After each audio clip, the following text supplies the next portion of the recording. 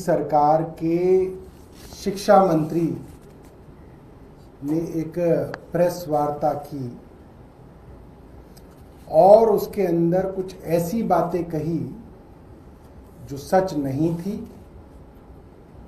और high court की proceedings तक को उन्होंने अपने हिसाब से मैनिपुलेट करके बताया, जो कि अपने आप में कंटेम्प्ट ऑफ कोर्ट है। आप किसी कोर्ट की प्रोसीडिंग्स को गलत तरीके से इंटरप्रेट करके नहीं बता सकते, ये अपराध है। मामला था करीब 20 मार्च से द्वारका डीपीएस स्कूल के अंदर बच्चों को प्रताड़ित किया जा रहा था। जिन बच्चों के माँ बाप ने बढ़ी हुई फीस नहीं दी, उनके बच्चों को लाइब्रेरी में रखा जा रहा था, क्लास में नहीं जाने दिया जा रहा था, टॉयलेट भी जाते थे तो पहरा होता था और ये सिलसिला लगातार चल रहा था। डीपीएस के और कई अलग अलग स्कूलों के पेरेंट्स धरना प्रदर्शन कर रहे थे, दिल्ली सरकार को लिखित में कंप्लेंट दे चुके थे, कार्रवाई नहीं हो रही थी। डिपार्टमेंट ऑफ एजुकेशन के अलग अलग ब्रांचेस में मिल के आ चुके थे, कार्रवाई नहीं हो रही थी। मुख्यमंत्री शिक्षा मंत्री को ईमेल लिखे थे, कार्रवाई नहीं हो रही थी।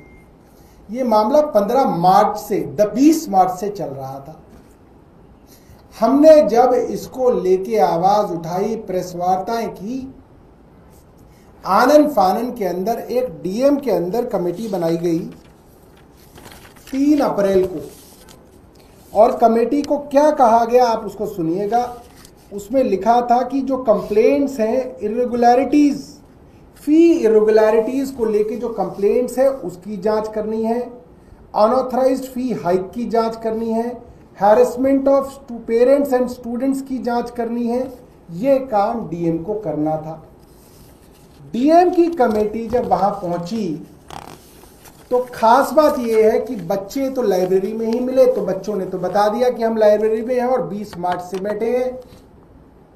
तो ये डीएम ने लिखा कि ये हैरेसमेंट चल रही है। डीएम ने लिखा अपनी रिपोर्ट में, जो अनऑथराइज्ड फी हाइक के ऊपर डीएम को अपनी रिपोर्ट देनी थी वो रिपोर्ट नहीं है।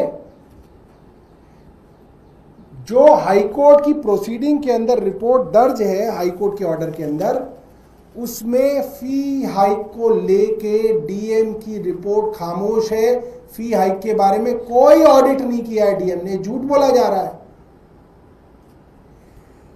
डीएम की रिपोर्ट के बावजूद आप ये समझ सकते हैं कि 3 तारीख को डीएम ने विजिट किया और उसकी रिपोर्ट के बावजूद वहां पे कोई फर्क नहीं आया। बच्चे तब भी लाइब्रेरी में ही बिठाए जा रहे थे, क्लास अटेंड नहीं की जा रही थी।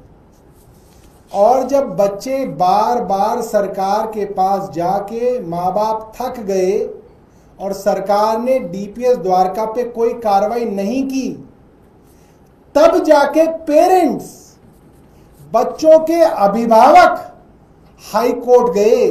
दिल्ली सरकार हाई कोर्ट नहीं गई। झूठा क्रेडिट लेने का काम दिल्ली सरकार के मंत्री ना करें।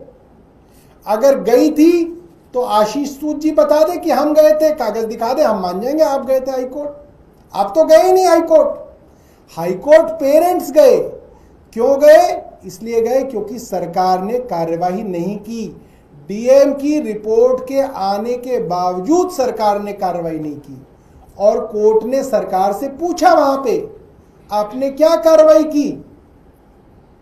सरकार ने कहा हमने शो कॉज नोटिस दिया है। जज साहब मुस्कुराए। कोर्ट कह रही है कि 20 मार्च से बच्चे हैरेस हो रहे हैं, लगातार प्रताड़ना चल रही है, पेरेंट्स धरना प्रदर्शन कर रहे हैं। 3 तारीख को आपने कमेटी बना दी, रिपोर्ट आ गई, 16 तारीख कोर्ट में मामला आया, तब तक आप शोकॉज कर रहे हैं। कोर्ट ने कहा यह बात कि आप 7 दिन का शोकॉज दे रहे हैं, आप तो समय दे रहे हैं स्कूल को। उसी वक्त जब डीएम वहां गए और डीएम ने देखा बच्चों को लाइब्रेरी में बिठा के प्रताड़ित किया जा रहा है, तभी क्यों नहीं उनको वापस क्लास में बिठाया गया? डीएम ने क्या कार्रवाई की? इसके ऊपर सरकार के पास कोई जवाब नहीं था। कोर्ट ने यह भी पूछा, जब आपने देख लिया बच्चों का शोषण किया जा रहा है तो आपने प्रिंसिपल के ऊपर एफआईआर क्यों नहीं दर्ज कराई? कोर्ट ने पूछा सरकार से, सरकार के पास जवाब नहीं था, क्योंकि सरकार की कोई मंशा नहीं थी डीपीएस और डीपीएस जैसे स्कूलों पर कार्रवाई करने की। क्यों?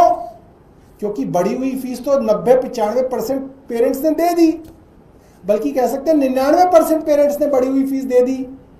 1% है, उनको भी धीरे धीरे ठीक कर देंगे। इसलिए सरकार खामोश बैठी थी, चुप बैठी थी, शो कॉज नोटिस देके शांत बैठे थे। और एक और झूठ कल बोला गया। मैं हैरान हूं, एक मंत्री सरकारी प्रेस वार्ता में झूठ कैसे बोल पा रहे हैं और क्यों उनके झूठ के ऊपर सवाल नहीं किए जा रहे। कल मंत्री जी ने यह कह दिया कि हमने 650 स्कूलों की ऑडिट करा ली। क्या ये संभव है?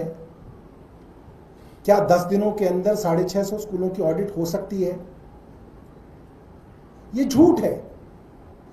सरकार ने ऑडिटर तक अपॉइंट नहीं किए। मैं दावे के साथ कह सकता हूं, अगर ऑडिटर अपॉइंट किए तो सरकार दिखा दे, वो ऑर्डर दिखा दे कि ये ऑडिटर अपॉइंट किए थे, इन ऑडिटर्स ने ऑडिट कर ली और ये ऑडिट की रिपोर्ट है।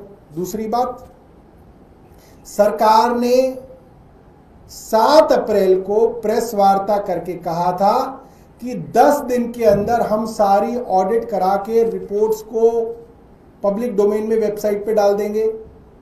क्या वो डल गई? आज 18 अप्रैल है, 11 दिन हो गए। उन्होंने कहा था कि किस किस स्कूल ने फीस बढ़ाई है, हर स्कूल की रिपोर्ट हम वेबसाइट पे डाल देंगे। क्या वो डल गई? क्यों नहीं डली? सरकार अगर खुद कह रही है कि हमने ऑडिट करा ली तो फिर रिपोर्ट डाल दें। कोर्ट के भी आदेश है कि आपको ऑडिट की रिपोर्ट जो है वो वेबसाइट पे डालनी है।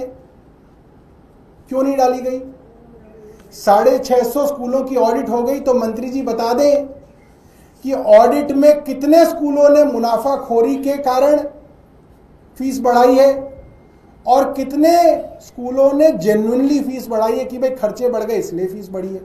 डाल दें रिपोर्ट, कुछ तो डालेंगे।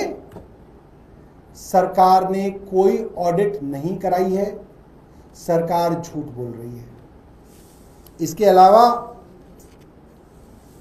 आपने 650 स्कूलों की फीस की ऑडिट करा ली। 650 स्कूलों में से क्या आशीष सूद साहब एक स्कूल का नाम बताएंगे, एक स्कूल का जिसको सरकार ने आदेश दिए कि अब आप फीस अपनी वापस कीजिए और बढ़ी हुई फीस पेरेंट्स के पास वापस अकाउंट में ट्रांसफर कीजिए? 650 स्कूलों की फीस हो गई और ऑडिट हो गई। एक स्कूल तो गलत पाया गया होगा, एक स्कूल को तो आदेश किए गए होंगे कि भाई तुमने मुनाफाखोरी प्रॉफिटियरिंग करने के लिए फीस बढ़ाई है, आप बढ़ी हुई फीस पेरेंट्स को वापस कीजिए। सरकार का कोई ऑर्डर है तो आशीष सूद साहब दिखा दे, एक ऑर्डर दिखा दे। एक, मैं 650 ऑर्डर नहीं मांग रहा, एक ऑर्डर दिखा दे। सरकार ने कुछ नहीं किया। सरकार दिखावा कर रही है, ढोंग कर रही है। और क्यों कर रही है? क्योंकि स्कूलों की, प्राइवेट स्कूलों की association, action committee for private recognised unaided school के अध्यक्ष भरत अरोड़ा भारतीय जनता पार्टी दिल्ली कार्यकारिणी के सदस्य हैं, इनके एकेडमिक सेल के प्रेसिडेंट हैं और रेखा गुप्ता जी की चुनाव में प्रचार करते हुए उनके दर्जनों फोटो पड़े हुए हैं।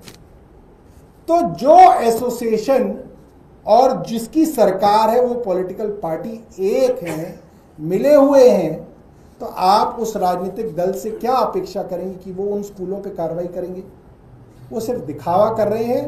और मुझे बड़ा दुख हुआ, पेरेंट्स जब सरकार से कोई फायदा नहीं मिला तो वो बेचारे पेरेंट्स गए हाईकोर्ट ने सरकार को भी लताड़ लगाई, स्कूल को भी लताड़ लगाई और सरकार क्रेडिट ले रही है। ये बड़ा दुर्भाग्यपूर्ण है और मैं आशा करूंगा इन सवालों के जवाब भारतीय जनता पार्टी की सरकार देगी और ईमानदारी से देगी।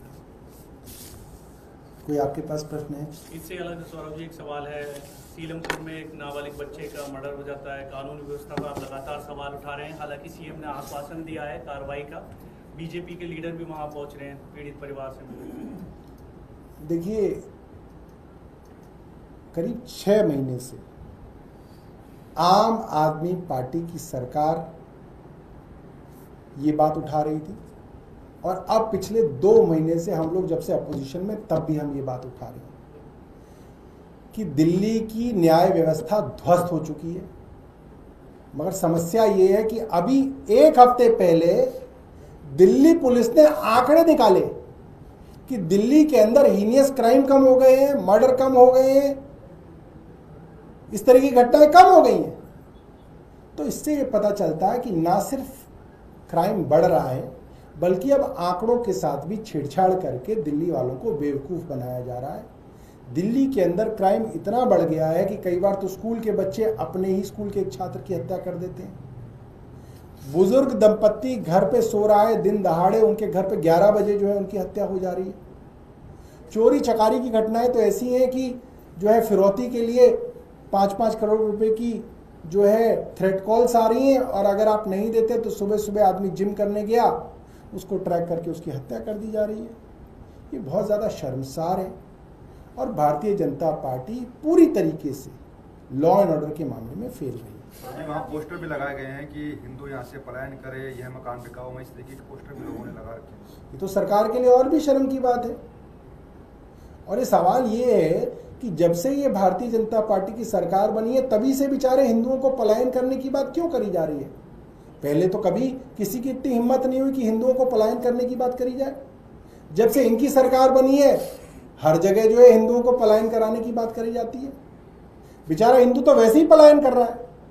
जितनी बड़ी संख्या के अंदर हिंदुओं ने भारत छोड़ा है, उतना तो पहले कभी किसी सरकार में नहीं छोड़ा। बड़े बड़े जो करोड़पति लोग हैं, सब यहाँ की नागरिकता छोड़ के यूरोप की, ऑस्ट्रेलिया की, कनाडा की, अमेरिका की नागरिकता ले रहे हैं। तो पिछले 10-11 साल में हालात तो देश के बहुत खराब हुए हैं। सर, लाउड स्पीकर को भी लेके अब मानक तय किए जाएंगे रात को 10 बजे से लेकर उसके बाद 6 बजे तक के लिए ध्वनि प्रदूषण तय हो पहले ही है, पहले ही 10 बजे के बाद तो बाइक वगैरह नहीं चलाया जाना चाहिए।